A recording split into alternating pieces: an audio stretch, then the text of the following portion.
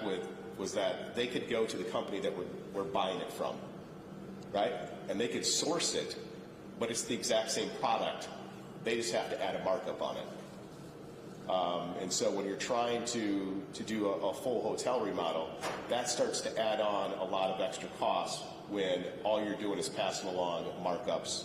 And as a company, you know, with 28 properties across the brand, you know, you really try to go direct to source as much as possible. So that's, I don't know if that necessarily answered exactly your question, but the best I could there. Well, all of us are excited about the hotel remodel. We all stayed there within the last year. You know, it's no catfishing in the spa, so like, we're looking forward to the refresh. And I do just think maybe in the future, you know, having hard bids, you know, and not just conversations, but showing us those maybe so that that material is in front of us, so we can see that the item did come in higher because they had to add markups would help probably in these conversations. I understand. Part of it is we should come after the last two people is how we can buy item first. You know, it's on the back of the brochure that we have Great Meadows coming in at 96%. It's challenging to say we're going to see the local person go direct to them and save money. Completely respect that as much as possible, but we still want to respect the fact that we're item based. We're going to support item as much as possible. I know you have a brand that you have to follow, and we completely respect that. And reiterate the comment, can't wait to see what it's going to look like when it's done, you know, first class. But really, would prefer to have something to look at and say, hey, this is exactly why it's the decision. Okay. All that said, I'll move we approve the contracts. Second. I have a motion and a second. Any more discussion? Hearing none, all those in favor say aye. Aye. Opposed, the same sign. Motion carries. Thank you. Review Racing Association. Thank you again, Commissioners. Alex Dixon, President and CEO of KGAN Resort and DRA. I have 8 contracts before you. I'm happy to answer any questions. Any questions?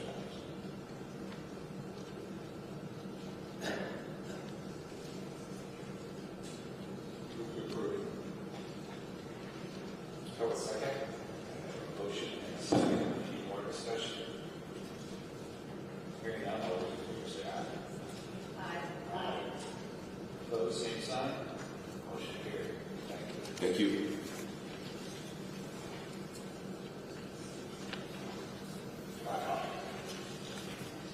Good morning, Commissioners, TNS staff. Chad Moyne, Senior Vice President, General Manager, Alexina Hotel Waterloo. Before you today, I have 2 contracts for your consideration, and I'd be happy to answer any questions you might have.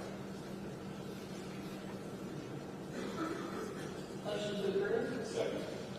Motion and a second. Any more discussion? Hearing none, all those in favor say aye. Aye.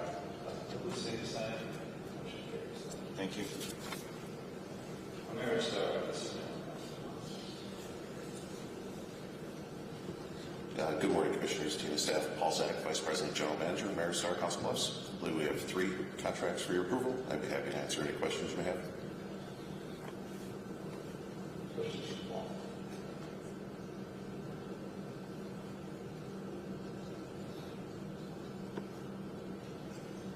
Move to approve. Second. Motion and a second. Any more discussion? Hearing none, all those in favor say aye. Aye. Opposed, same sign. Motion carries. Thank you. Thank you. Wild Rose Clinton. Rick Gilson, Vice President for Wild Rose Casinos, representing Wild Rose Clinton today. I have 1 contract for your approval. I'll certainly take any questions. Motion to approve. Second. A motion and a second. Any more discussion? Hearing none, all those in favor say aye. Aye. Opposed, the same sign. Motion carries. Thank you. Thank you, and Wild Rose Jefferson. certainly Rick Gilson, Vice President of Operations for Wild Rose Casinos, representing Wild Rose Jefferson today. I have one contract for your approval.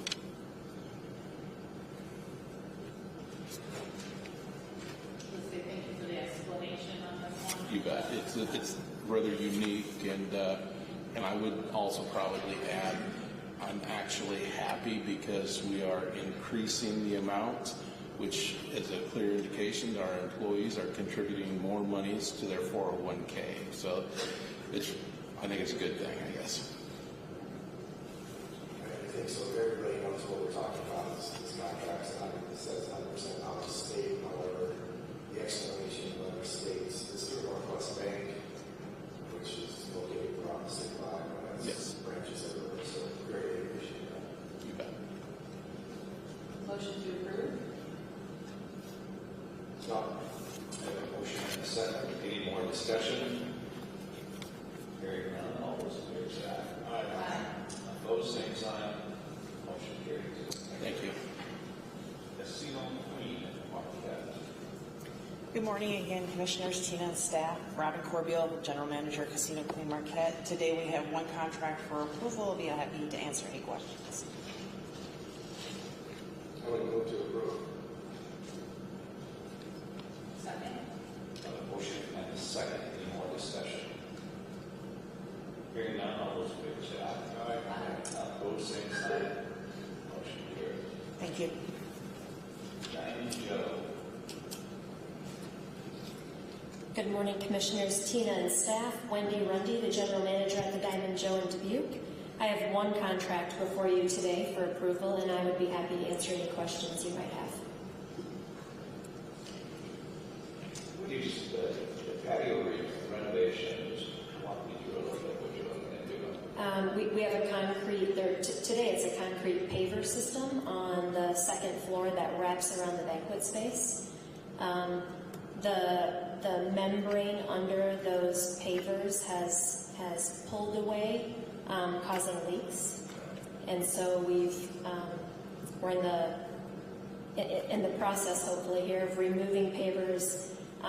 Pavers are a 3-inch thick, probably 12 by 12. There's 5 inches of concrete underneath and several layers of styrofoam, so it's pulling it all up, but essentially protecting everything underneath. Our wood fire grill fine dining steakhouse has been a bad version of Rainforest Cafe on and off, and so this is an attempt to plug some holes in a very expensive solution. It'd be hard for us to not approve this. I would appreciate it. I'll move to approve. Second. We have a motion and a second. Any more discussion? Hearing none, all those in favor say aye. Aye. Opposed, the same sign. Motion carries. Thank you. Thanks, Diane. Good morning, Commissioners. Dave Monroe, General Manager for Lakeside Casino Osceola. I have 5 contracts for your approval, and I'd be happy to answer any questions. Any questions? Motion to approve? We have a motion and a second. Any more discussion? Hearing none, all those in favor say aye. Aye. Opposed, same sign. Motion carries. Thank you. And Falls.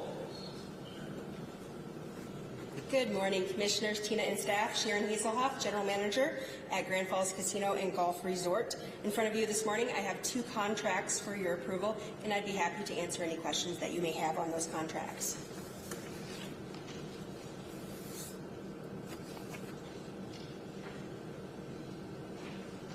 Any questions?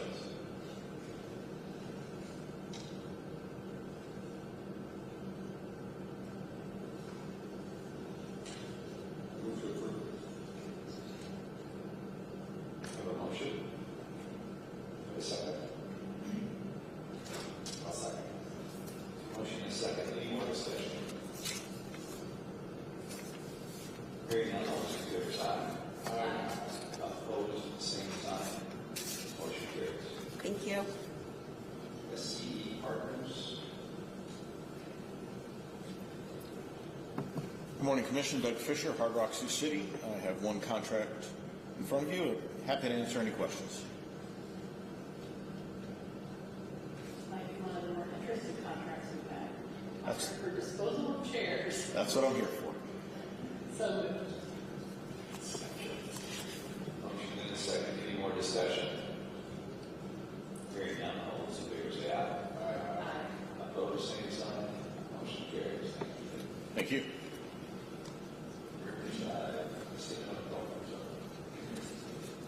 Good morning, Commissioners. Tina, IRGC staff, Damon John, General Manager of Riverside Casino and Golf Resort.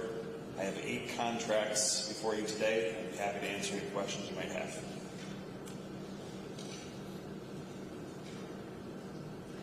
Motion to approve. Second. Motion and a second. Any more discussion? Hearing none, all those in favor say aye. Aye. Opposed, same sign. Motion carries. Martins. Aye. Good morning, Commissioners, Tina, staff. Thomas Roberts from Senior Vice President, General Manager of Harrah's and Horseshoe Casino in Council Bluffs. I've got 2 contracts for Harrah's in front of you. I'd be happy to answer any questions you might have. Questions or comments? Second. Motion, second. Any more discussion? Hearing none, all those in favor say aye. Aye. Opposed, same sign. Motion carries. Thank you. For Horseshoe, we have 4 contracts in front of you. That'll be, like I said, I'll try to answer any questions you may have. Any questions on the Iowa West Racing Horseshoe?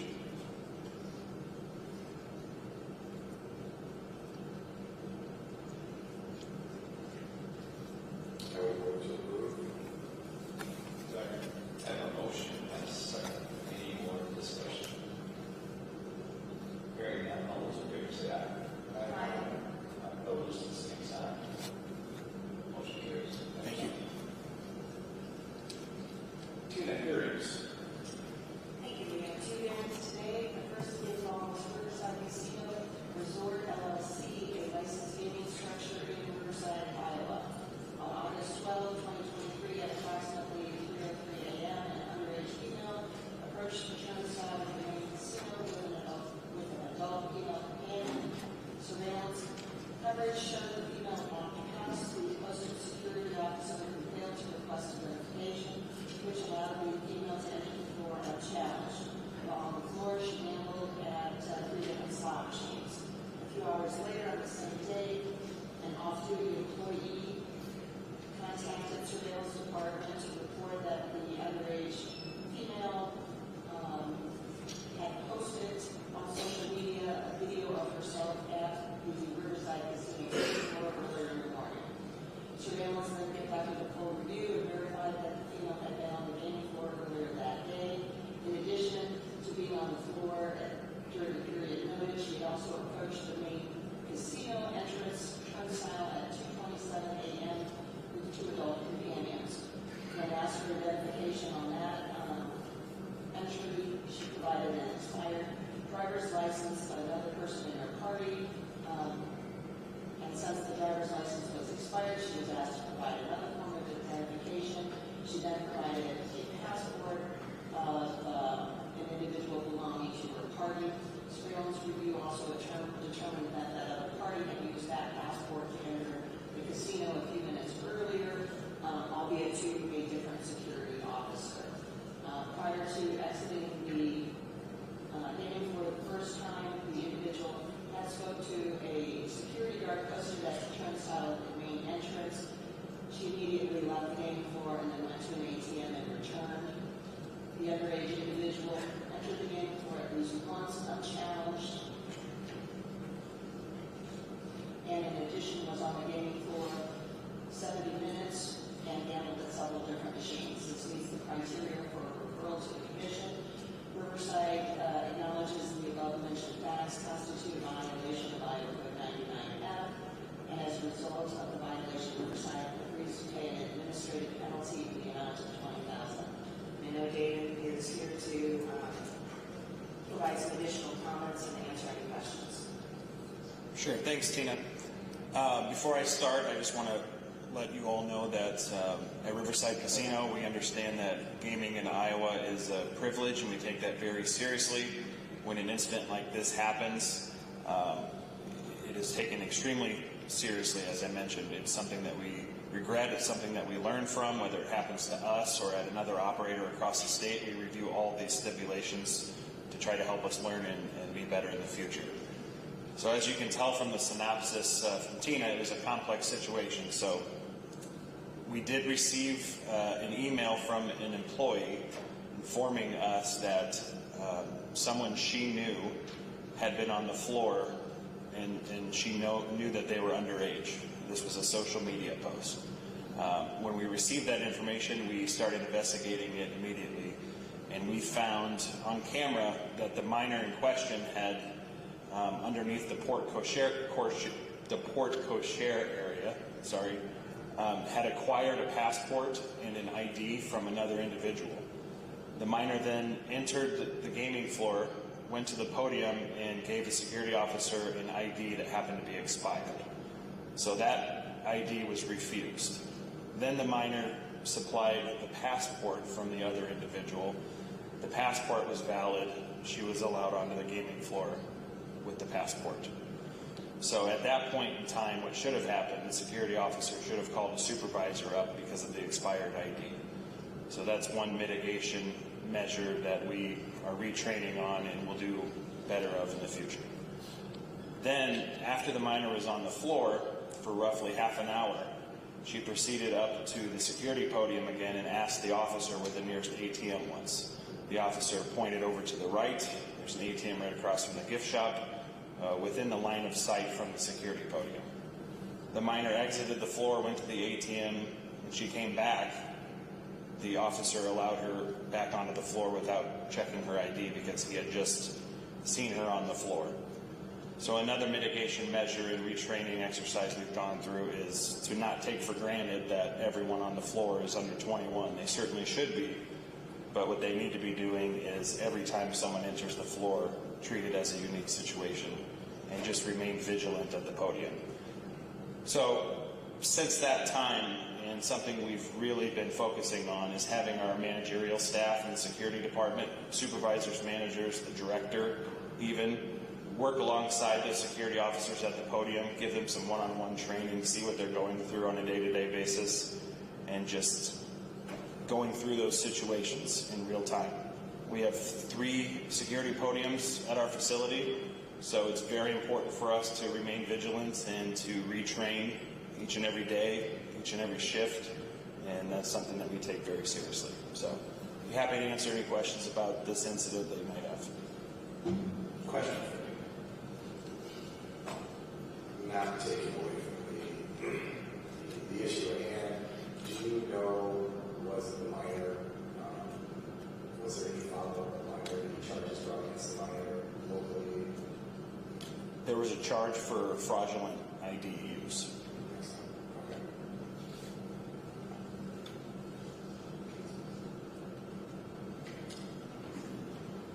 Any more questions to the motion? I move to approve the stipulation. Second. Motion and a second. Any more discussion? Hearing none, all those in favor say aye. Aye. Opposed, the same sign. Motion carries. Thank you. Wow, Mr. Jefferson. In this matter, while Rose Jefferson operates a licensed gambling facility in Jefferson, Iowa, on November 25th, 2023, a facility employee experienced a medical emergency at 5:25 p.m. that captured some surveillance and security resources for about 25 to 30 minutes. Specifically, an employee fainted and fell in the employee hallway, potentially hitting the back of his head. 911 was called and an ambulance arrived at 5:36 p.m.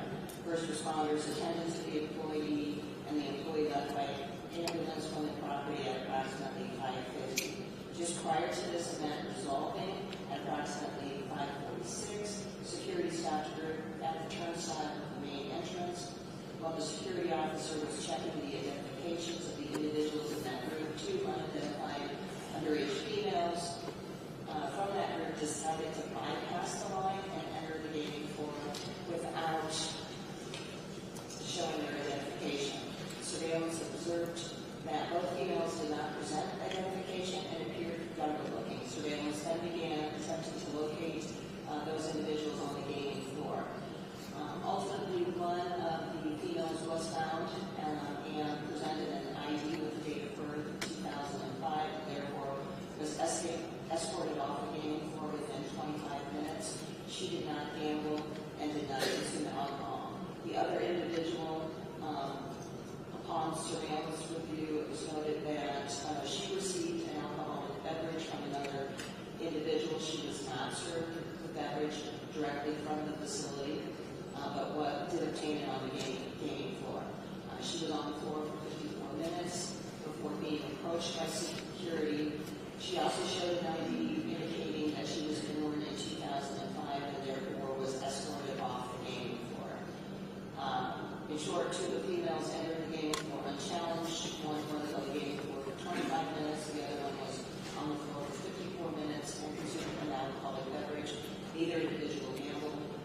While Rose Jefferson requested identification of both individuals after they gained access to the gaming floor and determined they were both were each born in 2005 and therefore underage to gamble. However, contrary to their written procedures, they failed to capture and document the actual IDs of the 2 females and failed to notify local law enforcement. They did subsequently distribute those security reports and surveillance reports to DCI, and DCI, through their investigation, attempted to verify the ages of those individuals, but ultimately were unsuccessful in determining the exact date of birth of those females.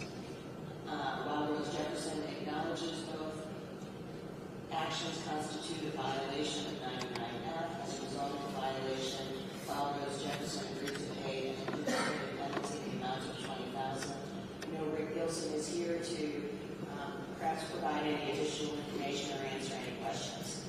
Yes, thank you, Tina. Rick Gilson, Vice President of Operations for Wild Rose Casinos, representing Wild Rose Jefferson today. We're always disappointed when we have a failure and something like this results and we violate the law. We certainly have a number of processes and procedures set up to help alleviate and make these items go away so they never occur and I never end up in front of the podium for this item. So we definitely had some failures on our part. I'll probably say this twice today. Wild Rose Jefferson is a very modest facility. It's not Caesar's Palace. It's not even Prairie Meadows. It's very modest in size. And my staff are very close, and they know everybody. It's a small town. It's a town of less than 5,000 people. And when one of your employees goes down in the back hall, faints, hits their head, it's a concern. Certainly it was a long-term employee that everyone knew. I'd like to say that my team never gossips, but that's not realistic. I'm sure at the time there was lots of discussion about what happened, why did it happen, is he diabetic, was he working too hard? I have no idea, but anyway, my staff was not focused on what they're supposed to be focused on. One of the nice things about our property is that you are at the front podium. You have a clear view straight out the facility, clear to Highway 30. So when we do have people come in as guests to our facility, you have a lot of time to evaluate, are they intoxicated? Are they walking straight? Do I need to take special precautions with this guest? Does this guest need a wheelchair? We can have a wheelchair brought to the front door to help them out if needed. And it also gives you plenty of time to evaluate age of the person or persons entering the facility. In this case, we had about a dozen people come in at the same time. They all appeared to be underage, and we did have 2 of those people essentially sneak through. Once they were entered onto the casino floor and my security officer had taken all of the IDs, she recognized that there were 12 individuals coming in. She only took 10 IDs. And I think she did a great job in radioing her supervisor as well as the surveillance team to say, hey, I think I may have 2 people underage on the casino floor. So we have stopped, and we've set up several mock situations from a training perspective on how to handle that particular situation better at the front entrance. So I'm glad that we hopefully worked through that, and that'll never happen again. Once they were on the casino floor, as I said, it's no Caesar's Palace. It's not Prairie Meadows. It's not that big. It should never require 25 minutes to find a person. It should never require 54 minutes to find a person. So our surveillance and security team definitely were not focused on what they need to be focused on at that moment. And that's, again, disappointing, and we've kind of talked ourselves through that, and hopefully that will not happen again. The last thing that I'm disappointed about was my security supervisor failed to take a picture of the actual ID, which he can do with his cell phone, or as he's escorting the person off the casino floor, they can stop at the podium and utilize the Veridox machine that'll take an electronic picture and actually confirm that the person was under the age of 21. So he failed in that regard, and then he also failed by not contacting the Jefferson Police Department. That particular supervisor, not because of this particular instance, but because of his inability to accurately reflect the details of the situations, of other situations that he was in, has been terminated and is no longer employed by Waldorf Jefferson, as well as not being able to follow procedures. Not because of this particular instance, but by other things that happened later on in the summer. So it was not our best day. It wasn't a good showing on our part, and I'm disappointed in our performance, and we have tried to alleviate those particular problems.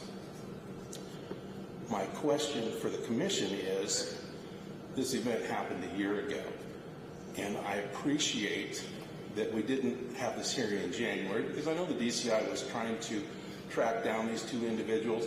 Holiday season, could be difficult to find them. I'm glad we didn't have this hearing in March. The March meeting is certainly long enough. I'm glad I didn't have to have this tagged on the end. I wish we had taken this issue up in April or the June meeting. And the reason I say that is, if I'm going to get a $20,000 fine, I very much want to be at the property the next day. I want to be at the security briefings. I want to talk to my staff. I'm not going to yell. I'm not going to be angry. I'm going to be serious. And it becomes a learning moment for my staff, because they go, I'm a teddy bear. I'm the easiest guy there is in the room to get along with. But when I'm serious, people stop and listen. And they realize this is important. I've had a year pass by. Supervisor's gone. My person at the front podium's gone. I can't even go out with my general manager and have a beer and talk the situation over with him, because he's now down in New Mexico working a different casino. I really wish, and I would question, why does it take us a year to get to this point? Because now I've lost my learning moment with my staff. Yeah, good question. Tim, was there any reason this one broke out, or answer that question? It's a great question. It's a fair question. We are back on. I would note that there is an immediate investigation at the local level, and the GR is doing a incident report, and so that would be another opportunity, because the incident report are typically done, or we strive to do those within 30 or 60 days, and then the facility would be getting a copy of that at that time, prior to it being referred to Des Moines as a commission referral. So that would be an opportunity to follow up with it at the local level at that time. Rick, before we go too far into this, how is the employee? Fine, yes. I think they found out that he had some underlying medical issues going on. I think he's on some medication and doing much better now. So that is good to know. Any other questions?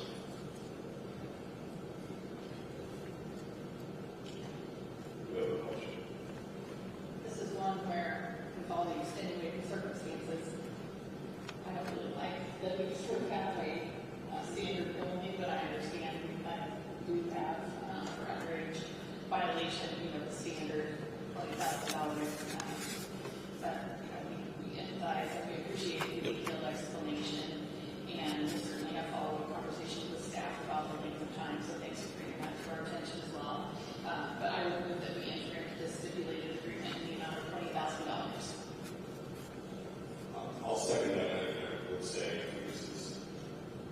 typical collection of facts on these violations. I appreciate what you said, that's great. Ideally, we get these things processed faster, balancing resources and everything is being effective. That's something I have shared in my grant commission. I'd like to see these things move more quickly. Looking at this, it almost reads like you read about a plane crash or something, where it's not just one mistake, it's something happened and somebody saw something else. It's like that Swiss cheese, you get multiple holes and then something bad happens. So, compromise the gap or something like this, but I can do something. I have a motion and a second. Any more discussion? Hearing none, all those in favor say aye. Aye. Opposed, same sign. Motion carries. Thanks. Public comments. Do we have any public comments?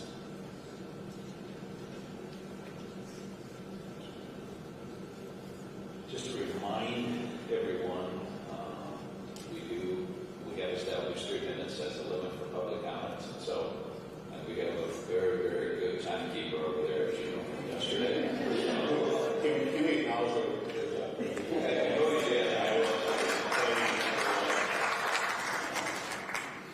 They did an amazing job. I mean, we had a lot of people signed up, 317, and so you can only do the math on that and understand how long it was. But he did a great job. So please, we ask you, make your points. We have 4 people down for public comment. 3 minutes is limit, and we will jump up and tell you your 3 minutes are up. So thank you. But we do want to hear you. We just don't want to hear you under 3 minutes. Very good. First is Mark Weinhardt.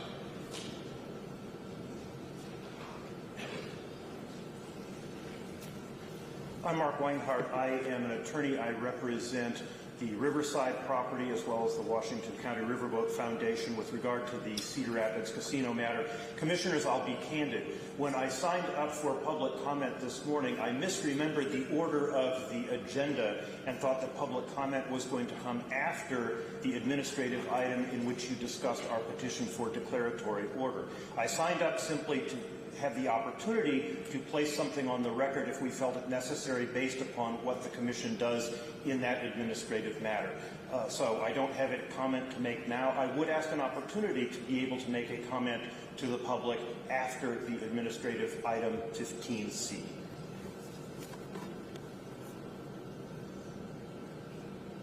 I'm not sure what, from an agenda standpoint.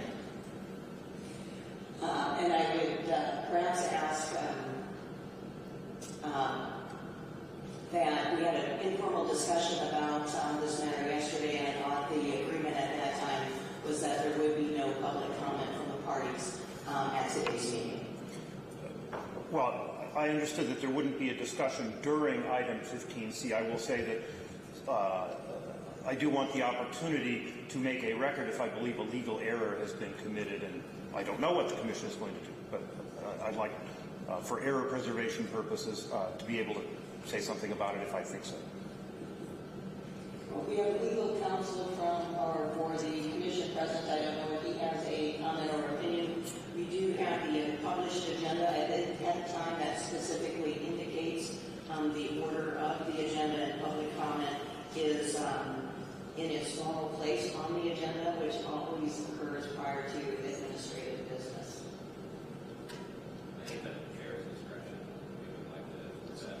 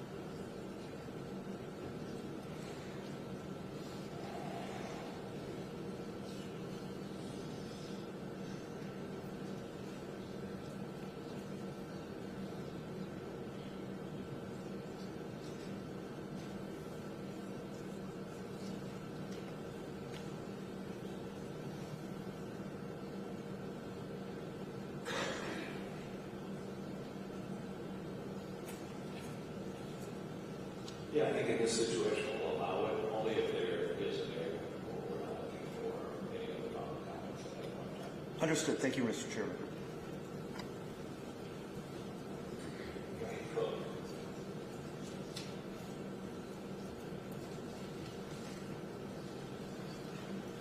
Good morning, Mr. Chairman, Commissioners, Tina and staff, Guy Cook, Legal Counsel, Cedar Rapids Development Group. We wish to make no public comment now, consistent with the agenda and the rules for this meeting, including the rules for public comment, which provide they're not intended to address debatable issues. So we have no comment to make now. Should there be additional opportunities, we'll reserve that. Thank you. Thank you.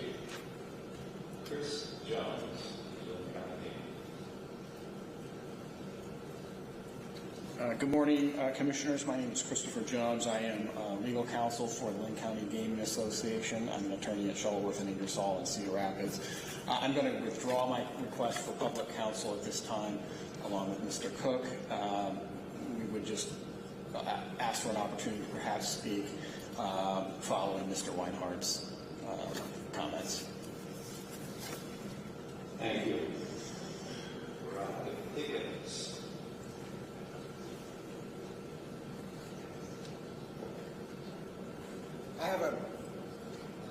I have a brief comment to make. I am at Rob Higgins, General Manager, Catfish Dinner. I'm still him. It would be hypocritical of me to not recognize when I say that our employees are very important. I'm absolutely okay as the face of this company to be the person who gets in trouble and takes that abuse. But when somebody deserves recognition, they do. This is Sarah Houston. She has worked for us for 7 years. Sarah is the one who deserves a lot of the credit with the hotel. She's our hotel director and has done that, and so she deserves the credit, not me. I'll take the abuse, but she deserves the credit. I wanted to make sure she got recognized. So, thank you.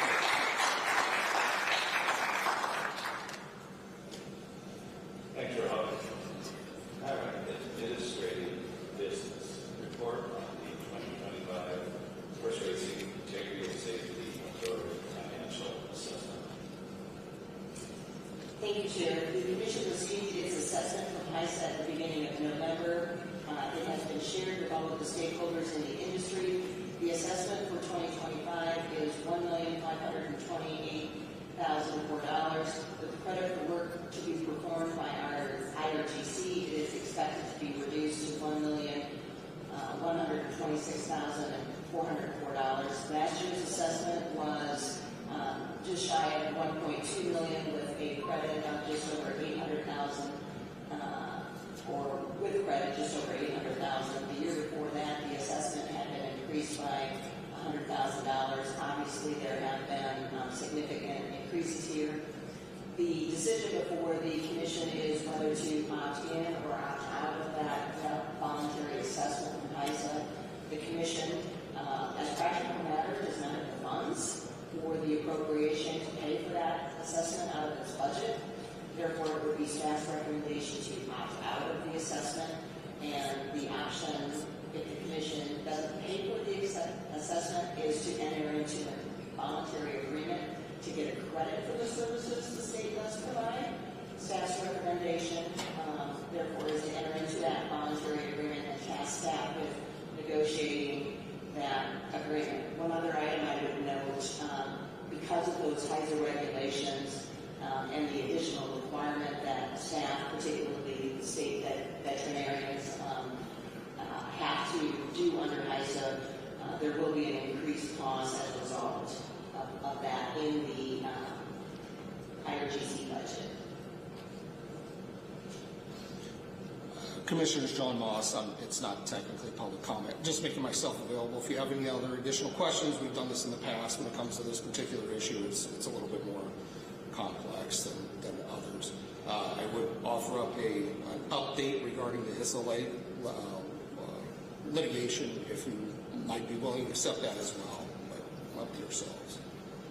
Yeah, probably doesn't affect us here where we're at on litigation. We have to make a move. But I totally understand your frustration, John. That's a large increase for 1 year that I don't think the much change in the services. So I know as you're frustrated, I understand your frustration. Well, if I may, the point of the update is to make yourself aware as you go into this agreement. We believe that the Supreme Court will take up this cause. We hope to have a hearing the end of April, and we will have a judgment by the end of June. Hopefully, we'll have a little bit of finality in regards to this, but I'm not sure if that's something the Commission wants to take into consideration when entering into this agreement with HISA. They may not be enforceable come the end of June this upcoming year. So be knowledgeable about that, please. And it looks for the deadline for us to either enter into a voluntary agreement or not. Typically, we have done that in January. They have not held our feet to the fire as far as the current deadline. As a practical matter, we start bringing staff on in April, and then the race meet starts in May, and so we need to have something in place at that time or some understanding as to who's doing what at that point in time. I've been, to the best of my ability, trying to follow the litigation, and so there's cases in the Fifth Circuit, Sixth Circuit, Eighth Circuit, and varying permutations of how the issues are presented. From everything that I've read, I think there's broad consensus when we follow these things that the Supreme Court will take one, or maybe all the petitions for sure, what questions they grant, nobody really knows yet. But I don't think there's any likelihood that the court would grant it and decide it in its current term. So we're not going to have an issue with the Supreme Court for a year from now or more. So I don't think there's anything that's going to happen with that litigation that would affect the decision we have to make in this current fiscal year for the 2025 races. We have to be prepared for the May beginning of the racing season. I guarantee you the United States Supreme Court does not care about the Iowa racing team. No. I thought maybe you could make the call, but I see you can't. So I think my number's one. Yeah.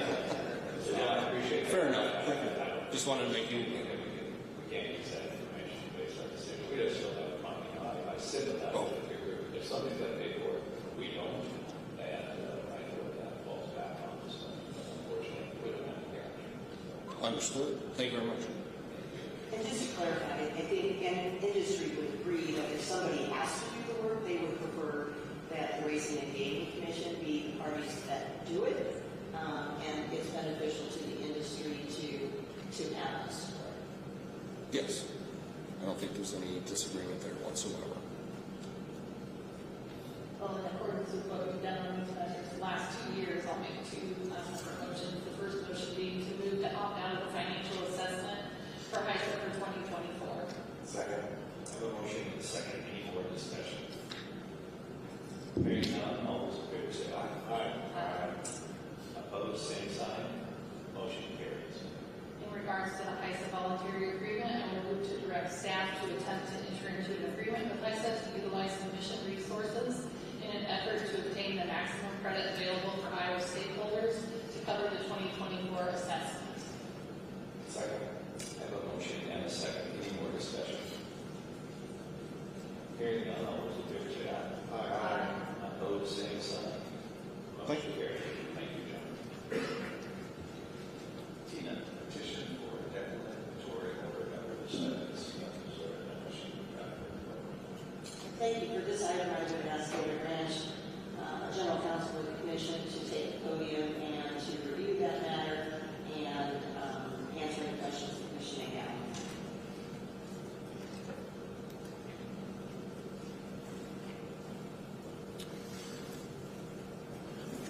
Thank you. Been to many of these meetings, first time at this podium, so very cool, very cool. As you know, I am the General Counsel for the Commission. I'm just going to explain a little bit about what this petition is. It's called the Petition for Declaratory Order. That's a process that every state agency has available that people can ask that agency for a determination about planning their future. What does this law mean? What does this rule mean that you've enacted? All sorts of those things. Dealt with some of these in my past life my past job in the Attorney General's office. This commission has gotten a couple of these, not probably for the last 10 years before, but so it's a familiar process, I think, institutionally, maybe not for you all, the current members. But for example, there was one 10 years ago about how to calculate purses that was filed by the Third Red Owners Association.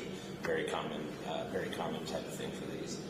This particular one came in on November 8th. That date's going to be important for a reason I'll get to. As the agenda reflects, the filers here are Riverside Casino and Golf Resort LLC and Washington County Riverboat Foundation, Inc. So what is it asking? It's asking the commission to issue a declaration, and it's asking for that under a section of the code. Sorry for the legalese, your eyes are going to glaze over here, but it's 99F.7. So what the petition is asking the commission to do is declare itself, to say that it's reviewed and reaches the conclusion that the 2021 referendum in Linn County did not meet the requirements of the Iowa Code. And so because it didn't meet the requirements of the Iowa Code, then the commission won't, and indeed couldn't issue any license in Linn County. So that's the basis for why this has been filed.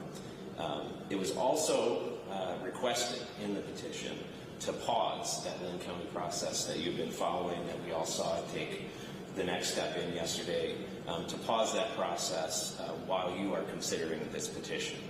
That's a separate agenda item here. That's number 3 that you'll get to later. But first, here's why the November 8th date is important. That was the day of filing, and Iowa law says within 30 days of that, so we're within that right now, you have to do one of 4 things in writing. You have to answer the question, and that could be yes, or it could be no, or whatever. You can decline to answer the question, say this isn't our baby, we're going to decline for a reason that's set forth in our rules. You could agree that you will answer it by a certain time, or you can kind of set out a schedule and say we want to hear interested parties, hear diverse viewpoints, and then we'll decide either to answer it or to decline. So those are kind of the 4 options. That's the purpose of agenda item C2 there, is to decide on which one of those you would like to do and direct staff to carry out within the 30-day timeline. So, understanding that those are the 4 options that the law gives you, Chair Olson, I would turn it back to you, perhaps to discuss amongst the commission what route you might be interested in. Thank you.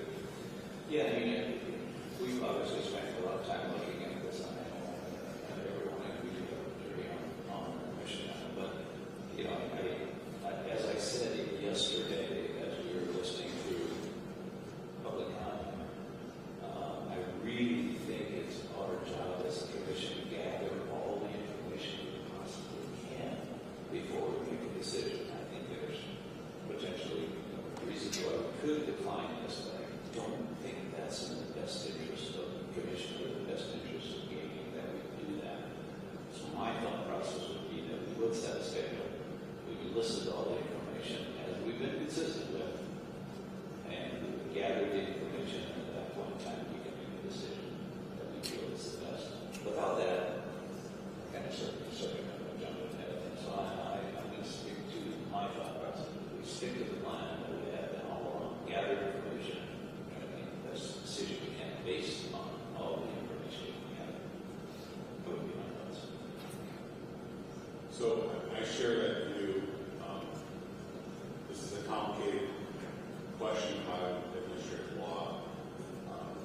Often, a declaratory order is requested by a regulated entity who wants the regulator, us, to affirmatively tell them that some activity they want to do is valid under the rules. That would be a good example of it.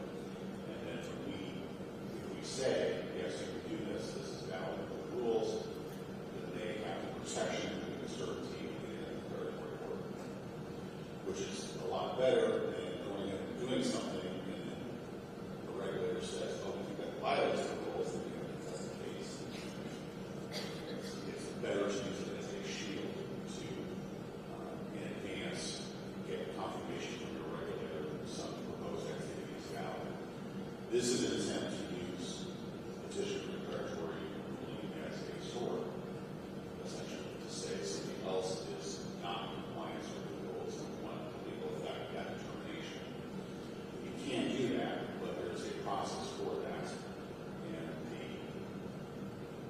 other side of the petition declaratory order, so to speak, has an opportunity to decide if they want to participate in that process or not, in the time period for the other side of it to make that decision has not passed it.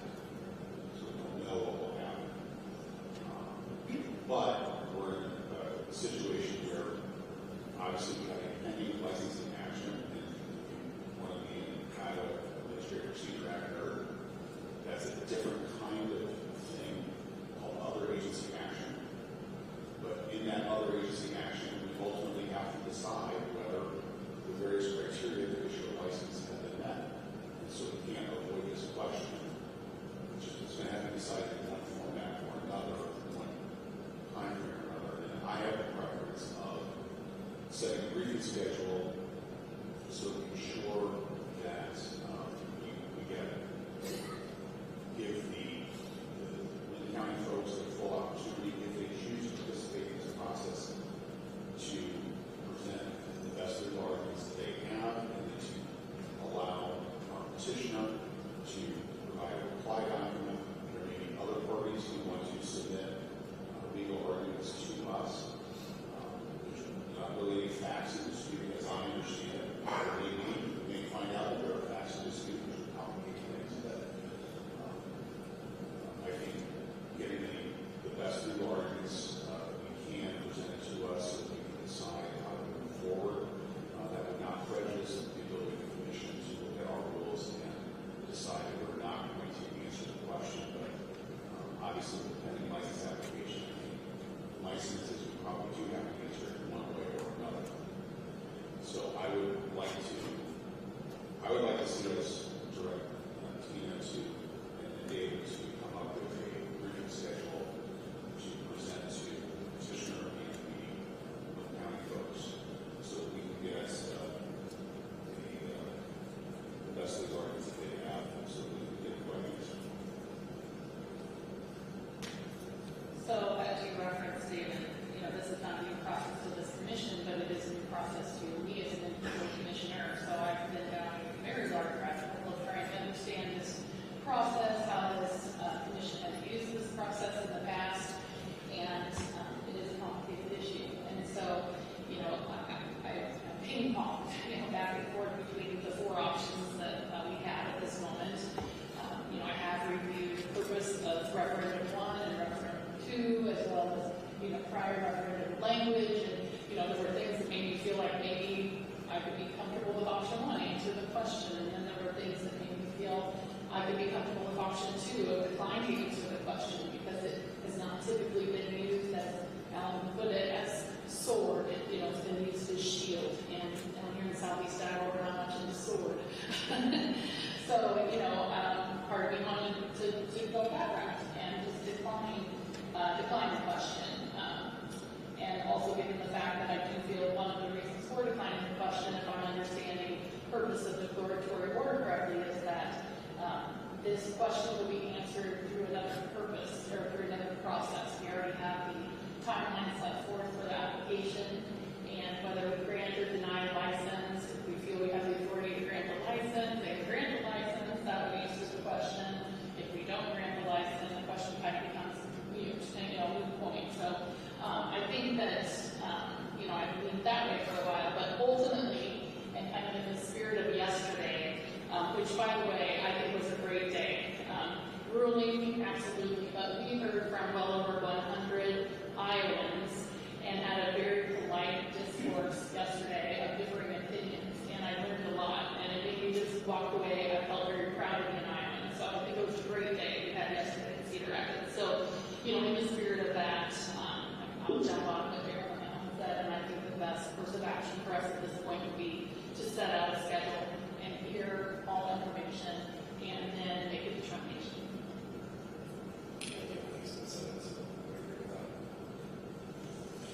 Right. With that in mind, do I have a motion then for us to direct the staff to set a schedule to go through the process? And so moved. Second. I have a motion and a second. Any more discussion? I think, I can amend my own question.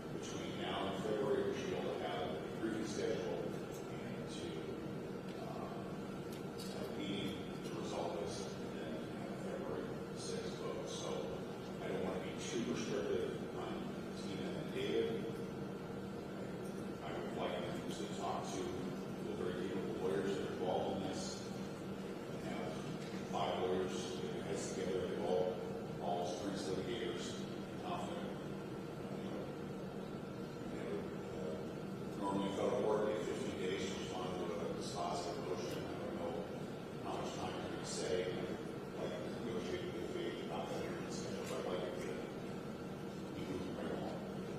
David, I mean, we have history with the POP discussion and the schedule that's set forth at that time that worked well. Yeah, so that example I mentioned up front about the thoroughbred owners and the calculation of purses, that timing actually sort of matched. They filed that in November of 14. The briefs were due in January of 15. Heard argument at the January 2015 meeting. So exact number of days might vary a little bit, but could probably fit something in that works with that. Okay. So with that, I'm taking a motion to continue to submit. Sounds good.